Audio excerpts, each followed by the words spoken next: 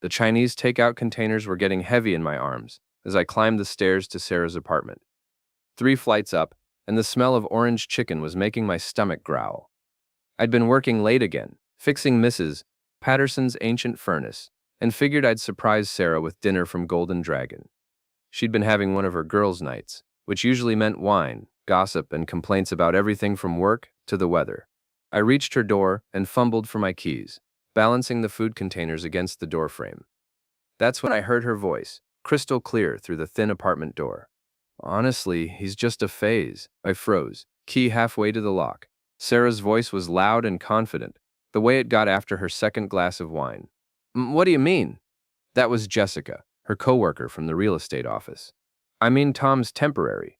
I'm using him to make Derek jealous." My blood turned to ice water. Derek, her ex-boyfriend who dumped her 6 months before we started dating. The containers in my arms suddenly felt like they weighed 100 pounds. "Oh my God, really?" Another voice, probably Amanda, Sarah's college friend. "That's brilliant." Sarah laughed, and it was a sound I'd heard 1,000 times before, but now it felt like glass breaking. "Once Derek sees me happy with someone else, he'll want me back. It's basic psychology. Make them think they're missing out." "But what about Tom?" Jessica asked. "He seems really into you." "He's sweet, but he's not, you know." "Derek has his MBA, his own marketing firm. Tom fixes air conditioners." The hallway started spinning. I pressed my back against the wall, still clutching the takeout like a lifeline. "So you're just going to dump him when Derek comes around?" Amanda's voice held a note of concern that Sarah clearly didn't share. "That's the plan. Derek texted me yesterday, asking how I've been. He's finally noticing." Sarah's voice was practically glowing with excitement. "I give it another month, maybe 2, and Derek will realize what he lost." The women erupted in excited chatter, and I caught fragments. "So romantic. He'll be so jealous. Derek's probably kicking himself." Then Jessica's voice cut through. "What if Tom finds out?" "He won't. He's not exactly the sharpest tool in the shed. Sweet but simple. He thinks I'm head over heels for him." Sarah laughed again. "I've got him completely fooled. They started calling me Phase Guy, like it was some kind of inside joke. Phase Guy this, Phase Guy that. Each mention felt like a physical blow. "Phase Guy's going to be so confused when you dump him," Amanda said, and they all dissolved into laughter. I stood there for what felt like hours, but was probably only minutes, listening to the woman I thought I loved dissect our entire relationship like it was a business transaction. Every kiss, every "I love you," every night we'd spent planning our future together, all of it was fake. A performance designed to make another man jealous. My phone buzzed. A text from Sarah. "Girls are leaving soon. Come up whenever. Can't wait to see you. Love you so much." The casual cruelty of it made my stomach lurch. I looked at the takeout containers in my hands, imagined walking through that door, pretending everything was normal while she pretended to love me, playing the role of the devoted boyfriend while she counted down the days until she could trade up. Instead, I turned around and walked away. I drove home in a daze, Sarah's words echoing in my head. Just a phase guy, not the sharpest tool in the shed. 28 years old, and I'd never felt so small. My apartment felt different when I walked in. The pictures of Sarah and me on the bookshelf looked like lies. Her coffee mug in the sink, the one that said "World's Best Girlfriend," seemed to mock me. Her spare clothes in my closet, her toothbrush in my bathroom. Evidence of a relationship that had never really existed. I sat on my couch and stared at my phone. 3 missed calls from Sarah, and a string of increasingly worried texts. "Where are you? Girls left and you're not here." "Tom? Everything okay?" Starting to worry. "Call me back." "Your phone going straight to voicemail. Are you sick?" The last one came in as I was reading. "If you don't answer soon, I'm calling the police. This isn't like you." I typed back. "Need some space to think." Her response came immediately. "Space? What's wrong? Did something happen at work?" Then, "Tom, you're scaring me. Please talk to me." And finally, "Whatever it is, we can work through it. I love you so much." I turned off my phone and went to bed. But sleep didn't come. Every time I closed my eyes, I heard her voice. "He's just a phase." I woke up the next morning, feeling like I'd been hit by a truck. For a brief, merciful moment, I forgot what had happened. Then it all came crashing back. The door, the voices, the laughter. Phase guy. My phone showed 17 missed calls, and 43 text messages, all from Sarah. I scrolled through them without reading, then blocked her number. The next step was harder. I walked through my apartment, collecting everything that belonged to her. It wasn't much, we'd been dating for 8 months, but she'd kept most of her stuff at her place. Still, there were reminders everywhere. Her favorite sweater draped over my bedroom chair, her fancy face cream in my bathroom, a romance novel bookmarked on my nightstand. I packed it all into a cardboard box, along with the spare key she'd given me. The whole collection of our relationship fit into one medium-sized Amazon box. 8 months of my life, reduced to a pile of belongings that had never really belonged. I drove to her apartment complex and left the box outside her door with a note. "Your things. Please don't contact me." Then I went to work and tried to pretend my world hadn't imploded. "You look like hell," said Frank Morrison, my business partner at Morrison and Kelly HVAC. We'd been friends since high school, and he could read my moods better than anyone. "Rough night," I said, pulling on my work coveralls. "Sarah keeping you up?" He grinned. "You two are like rabbits." The comment hit like a slap. Frank had no way of knowing what had happened, but the assumption that Sarah and I were blissfully happy felt like salt in an open wound. "Something like that," I muttered. We were scheduled to install a new system at the Riverside Elementary School, and I threw myself into the work. Physical labor had always been my therapy, the satisfaction of fixing something broken, making it work better than before. But today, even the familiar rhythm of wrenches and pipe fittings couldn't quiet my mind. During lunch, I changed my Facebook status to single and removed all the photos of Sarah and me. It felt like deleting evidence of a crime. My phone started buzzing immediately. Sarah had found ways around the block, messaging me through Facebook, Instagram, even LinkedIn. Each platform brought a flood of increasingly desperate messages. "Tom, what is happening? Why won't you talk to me? I found the box. I don't understand. What did I do wrong? Please, just give me 5 minutes to explain. I'm coming to your work." That last one made me panic. I couldn't handle seeing her, not yet. I called Frank over. "I need a favor. If Sarah shows up here, tell her I'm out on a call." Frank's expression shifted from confusion to concern. "What's going on, man?" "We broke up. She's not taking it well." "Jesus, Tom, what happened?" I couldn't bring myself to tell him the truth. The humiliation was too fresh, too raw. Just irreconcilable differences. Frank nodded, but I could see the questions in his eyes. Sarah did show up around 3 o'clock, just as I was loading equipment into the van. I ducked down behind the truck and watched through the windows as she talked to Frank at the office entrance. Even from a distance, I could see she'd been crying. Her mascara was smudged, and she kept gesturing frantically. Part of me wanted to run to her, to pretend I'd never heard those words through the door. The part that had loved her, or thought I had, was screaming at me to fix this, to go back to the comfortable lie of our relationship. But then I remembered her laugh when Jessica called me Faye's guy. The casual cruelty of it. The way she'd dismissed everything about me, my job, my intelligence, like I was some kind of placeholder, until the real man came along. I stayed hidden until she left. That evening, I got a message from an unexpected source, Emma Chen, Sarah's best friend since college. Emma had always been kind to me, but we'd never talked much one-on-one. She was a nurse at Riverside General, quiet and thoughtful where Sarah was loud and dramatic. "Hey Tom, I heard what happened. I'm really sorry." I stared at the message for a long time before responding. "Thanks. Can I ask what changed your mind? You seemed really happy together." The question hung there on my screen. Emma didn't know what I'd overheard, or did she? Had she been at the girls' night? I tried to remember the voices I'd heard through the door, but they'd all blended together except for Sarah's. "Just realized we wanted different things," I typed back. "I'm sorry. For what it's worth, I always thought you were good for her. You made her laugh." The comment was meant to be comforting, but it stung. I'd made Sarah laugh, all right. Apparently, I'd been the punchline to a joke I didn't even know I was part of. "Thanks, Emma. That means a lot. If you need someone to talk to, I'm here. I know this is probably weird since I'm her friend, but you're a good guy. You deserve better than, well, whatever happened." I read her message 3 times. There was something in the way she'd phrased it. "You deserve better than whatever happened," that made me wonder if she knew more than she was letting on. A week passed in a blur of work and silence. I'd gotten good at avoiding Sarah's attempts to contact me, and she'd finally stopped showing up at my job. My phone still buzzed occasionally with messages from her various social media accounts, but I'd stopped reading them. The hardest part was explaining the breakup to friends and family. My mom called 3 times asking when she'd get to meet Sarah. My coworkers kept asking where my girlfriend was when we went out for drinks after work. Each conversation required me to relive the humiliation, to admit that the relationship I'd thought was heading toward marriage had been a sham from the start.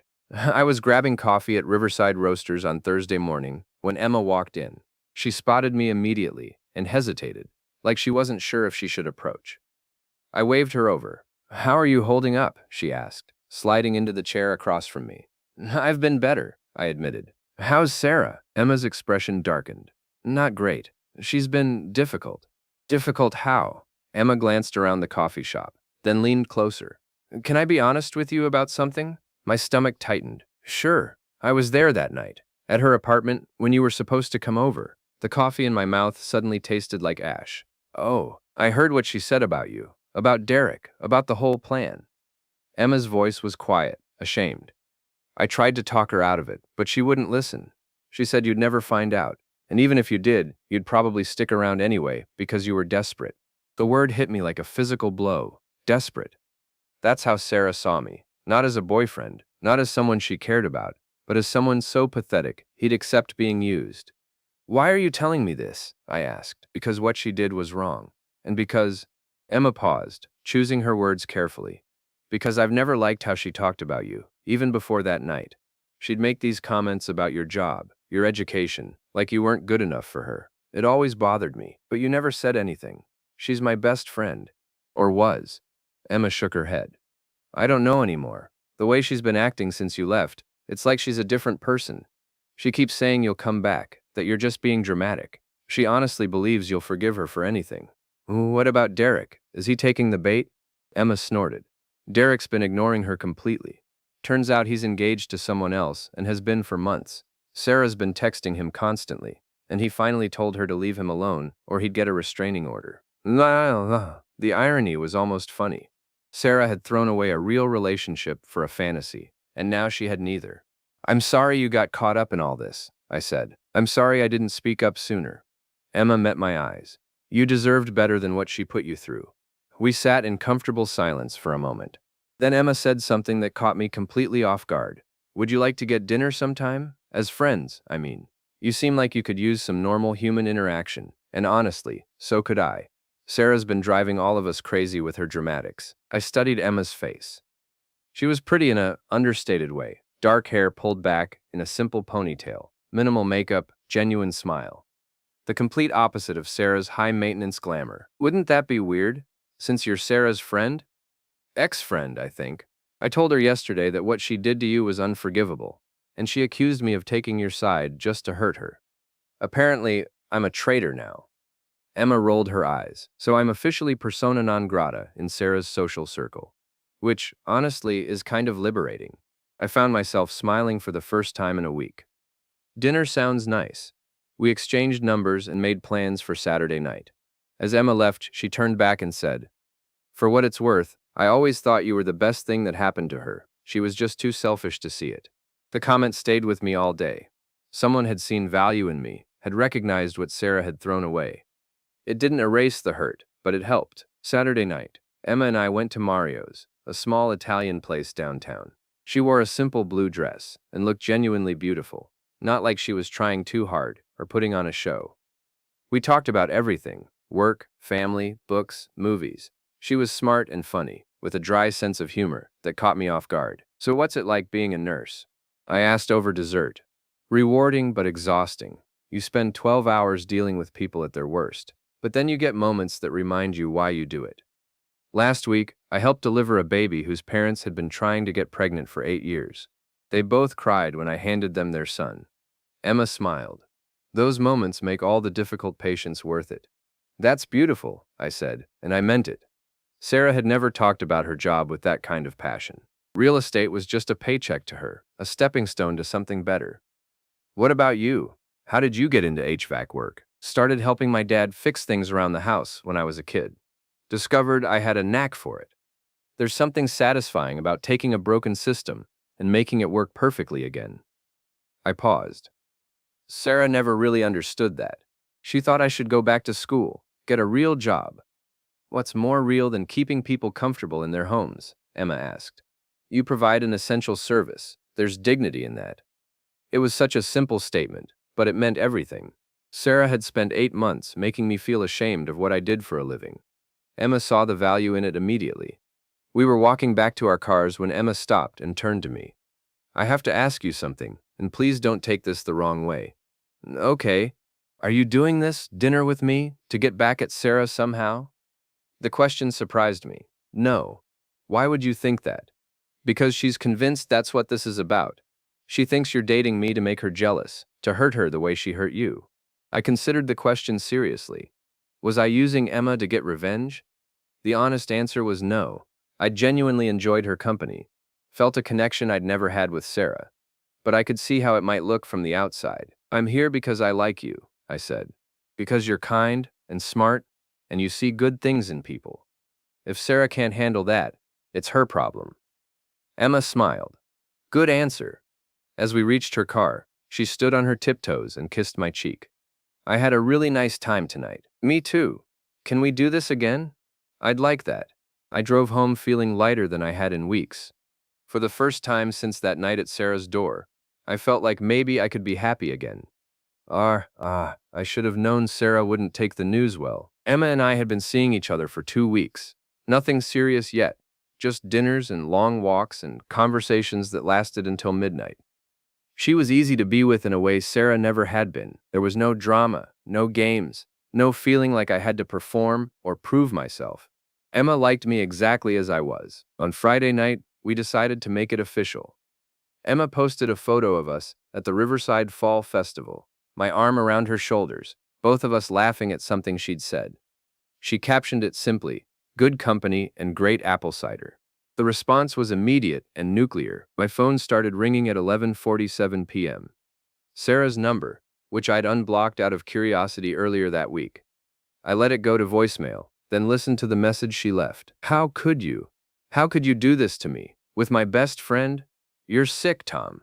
You're a sick, vindictive person, and I can't believe I ever loved you. Call me back right now. The messages kept coming. Voice messages, texts, Facebook posts. Sarah had completely lost it. You're just doing this to hurt me. Emma's using you to get back at me for some stupid fight. This is pathetic, even for you. I made one mistake, and you're destroying my entire life. One mistake, that's how she saw it. 8 months of lies, manipulation, and emotional fraud was just one mistake. The next morning, Emma called me, her voice shaky. Sarah showed up at my apartment at 6 a.m., she said. She was screaming in the hallway, calling me a traitor and a backstabber. My neighbors called the police. Jesus, are you okay? I'm fine, but Tom, she's not going to let this go. She's telling everyone that we planned this together, that we've been having an affair behind her back. That's insane. I know, but people are starting to believe her. She's very convincing when she wants to be. Emma was right to be worried. By Monday, the rumors had spread through our entire social circle. Sarah had crafted a narrative where she was the victim, the loving girlfriend betrayed by her boyfriend and best friend. She conveniently left out the part about using me to make her ex jealous. I started getting hostile looks at the grocery store, cold shoulders from people who used to be friendly. Jake Martinez, who I'd known since high school, confronted me at the gas station. I always thought you were a decent guy, he said. But cheating on Sarah with her best friend? That's low, man. I didn't cheat, I said. We broke up before Emma and I started dating. That's not what Sarah says. She says you two have been sneaking around for months. And you believe her? Jake shrugged. Sarah's got no reason to lie. You, on the other hand, it was useless. Sarah had gotten her story out first, and it was more dramatic than the truth. People loved a good betrayal story, especially when it painted someone they'd never particularly liked as the villain. The worst part was watching Emma deal with the fallout. She'd lost most of her friend group overnight. Women who'd known her for years were cutting her out of group chats and social events. At work, her colleagues whispered behind her back. I'm sorry, I told her over dinner Tuesday night. This is my fault. No, it's not, Emma said firmly. This is Sarah being Sarah. She can't stand not being the center of attention, so she's created this whole drama to make herself the victim. Maybe we should take a break, until things calm down. Emma reached across the table and took my hand. Is that what you want? I looked at her, really looked at her. She was dealing with social exile, professional embarrassment, and the loss of lifelong friendships, all because she'd chosen to be honest about Sarah's behavior. A lesser person would have thrown me under the bus to save herself. No, I said. It's not what I want at all. Then we don't let her win. That weekend, we went to the Riverside Community Center's annual fundraising dinner. It was a bold move. The entire town would be there, including Sarah and most of the people who'd been spreading rumors about us. We walked in together, Emma's hand in mine, both of us dressed nicely but not ostentatiously. I could feel the stares, hear the whispers, but Emma kept her head high and her smile genuine. Sarah was there, of course, holding court at a table near the front. She'd dressed to kill, a red dress that probably cost more than I made in a week, perfect makeup, hair styled like she was attending a movie premiere. She was playing the role of the wronged woman with theatrical precision. When she saw us, her face went through a series of expressions: shock, rage, hurt, and finally, calculated determination. She excused herself from her table and walked straight over to us. Emma, she said, her voice loud enough to carry to nearby tables. I can't believe you'd show your face here. Hello, Sarah, Emma replied calmly. You look well. Don't. Sarah's voice was shaking with anger. Don't pretend like we're friends. Don't pretend like you didn't stab me in the back. People were starting to stare openly now. This was exactly what Sarah wanted, a public confrontation where she could play the victim. Sarah, I said quietly, this isn't the place. She whirled on me. Don't you dare tell me where I can and can't speak. You destroyed my life, Tom. You and your little girlfriend here. We didn't destroy anything, Emma said. You did that all by yourself. By loving you? Sarah's voice rose another octave. By trusting you? By believing that my best friend wouldn't steal my boyfriend the second I had a problem? The room had gone quiet now. Everyone was watching our little drama unfold. Is that really how you remember it? I asked.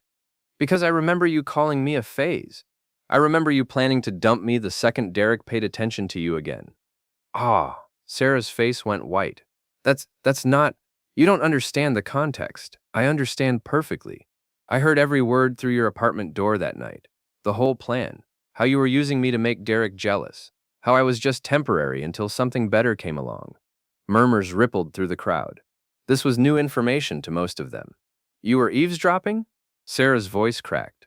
I was bringing you dinner. Chinese food from that place you like. I heard you and your friends laughing about how stupid I was, how I'd never figure out what was really going on. I felt Emma's hand squeeze mine, giving me strength. So I left. I packed up your things and I left, because I'm not anyone's phase. The room was dead silent now. Sarah looked around desperately, realizing that the narrative had shifted. That's not. I never meant, she stammered. You meant every word, Emma said quietly. I was there, remember? I heard it too. Sarah's carefully constructed facade crumbled. She looked around the room at all the faces staring at her, and I almost felt sorry for her. Almost. I loved you, she whispered to me. No, I said. You loved the idea of making Derek jealous. I was just the prop you used to do it. Sarah turned and fled the room, her high heels clicking against the hardwood floor. The silence stretched for a moment longer, then conversations slowly resumed. Emma and I found our table and sat down. Several people approached us throughout the evening, some to apologize for believing Sarah's version of events, others to express their support. Jake Martinez even came over to shake my hand. I owe you an apology, he said. I should have known Sarah was lying. She always did like drama.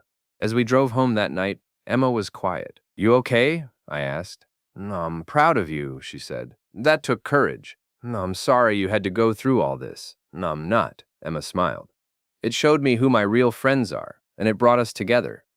I reached over and took her hand. So what happens now? Now we move forward.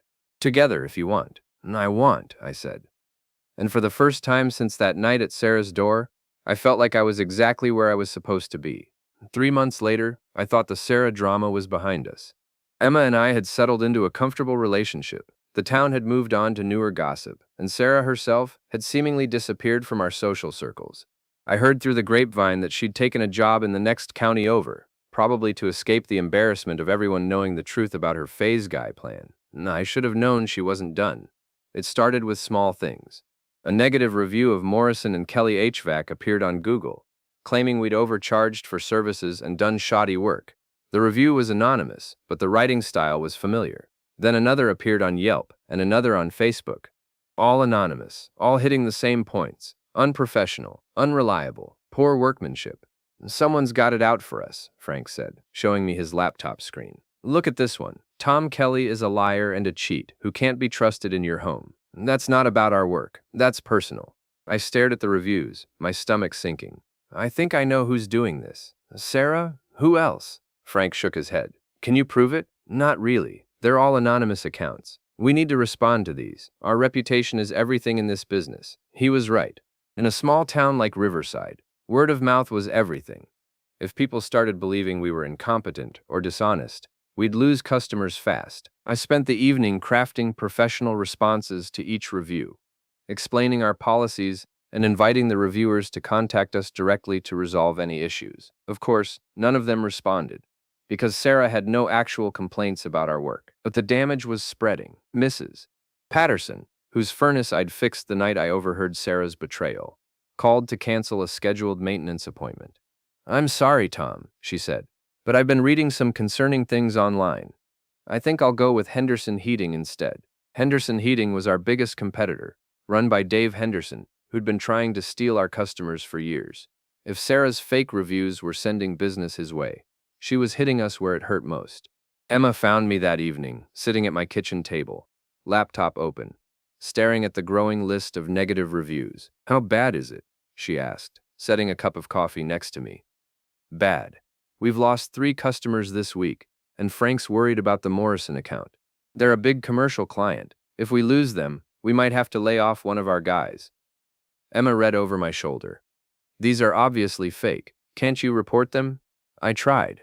Google and Yelp say they don't see evidence of fake reviews. The accounts look legitimate enough. They've reviewed other businesses too. She's been busy. Apparently. I closed the laptop in frustration. I don't know what else to do. If I confront her directly, she'll just deny it. And even if I could prove it was her, what then? The damage is already done. Emma was quiet for a long moment. Then she said, What if we fought back? What do you mean? I mean, what if we reminded people who Sarah really is? What if we stopped taking the high road and started playing her game? I looked at Emma in surprise. In the 6 months we'd been together, she'd always been the voice of reason, the one who counseled patience and maturity. What are you suggesting? I'm suggesting that Sarah has gotten away with lying and manipulating people for too long. Maybe it's time someone held her accountable. The next day, I did something I'd never done before. I created a fake social media account, not to leave fake reviews, but to do some research. I found Sarah's profiles and started scrolling through her recent posts. What I found was enlightening.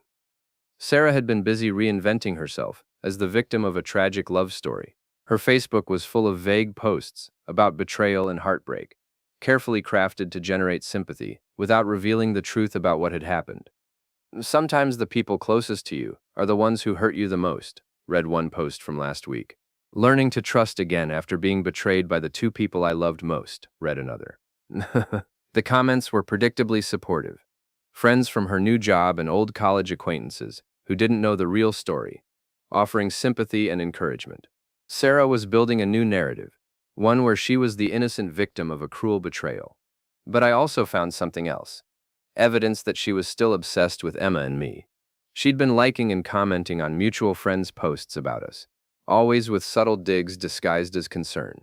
When Jake Martinez posted a photo from a barbecue Emma and I had attended, Sarah commented, Hope everyone's being careful about who they trust these days. When my cousin shared a post about Morrison and Kelly fixing her water heater, Sarah replied, Make sure you get a second opinion.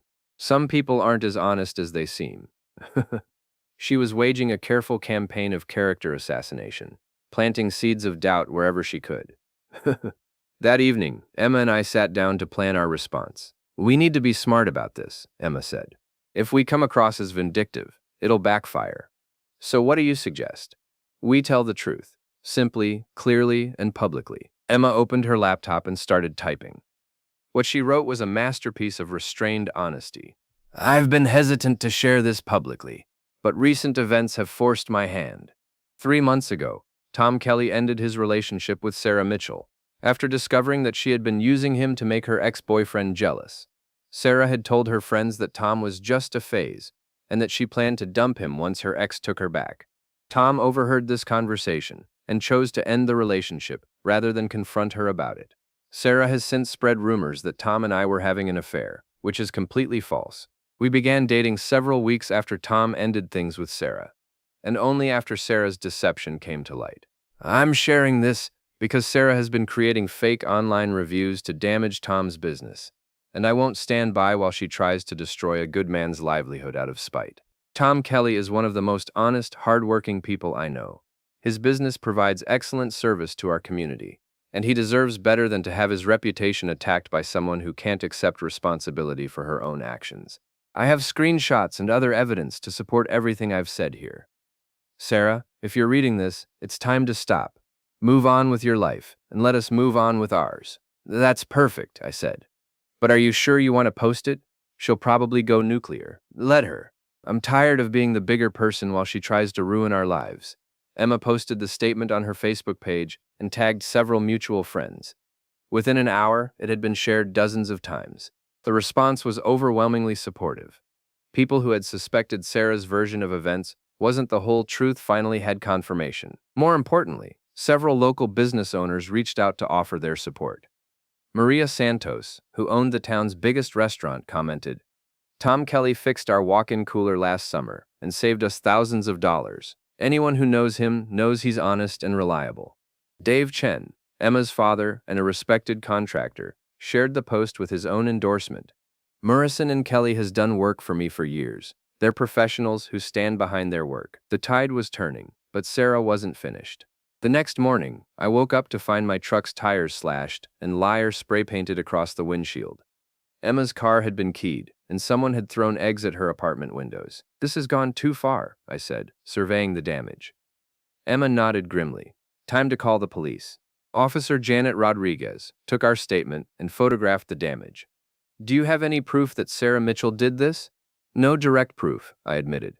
"But given the timing and the history, I understand, but I can't arrest someone based on suspicion. I can increase patrols in your neighborhoods, and if you have security cameras that caught anything." Neither of us had cameras, of course.